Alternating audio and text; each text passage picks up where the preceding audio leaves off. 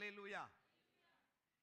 இருளிலிருந்து வெளிச்சத்தை பிரகாசிக்க சொன்ன தேவன் இயேசு கிறிஸ்துவின் முகத்தில் உள்ள தமது மகிமையின் அறிவாகிய ஒளியை தோன்ற பண்ணுவதற்காக உங்கள் இருதயங்களில் பிரகாசித்தார். ஆமென், ஆமென், அல்லேலூயா.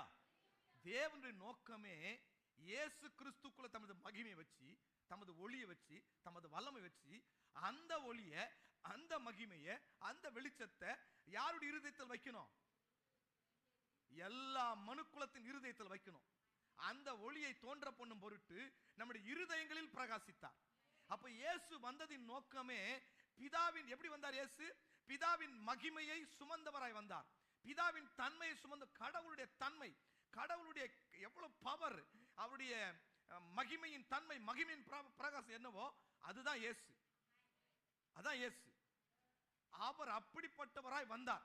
ஏன் வந்தார்னா, அந்த மகிமையின் தன்மையை, அந்த பிரகாசத்தை, அந்த மகத்துவத்தை, அந்த வல்லமையை விசுவாசிக்கிற ஒவ்வொரு மனுக்குலத்திற்குள்ளும் தோன்ற பண்ணுவதற்காக.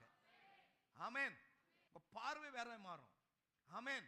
எனக்குள்ளே கடவுளுடைய தன்மையாகிய கிறிஸ்துவின் தன்மை, மகிமையின் பிரகாசம், அந்த ஒளி என் இருதயத்தில் என்ன இருக்கிறது? வந்திருக்கிறது. ஆமென்.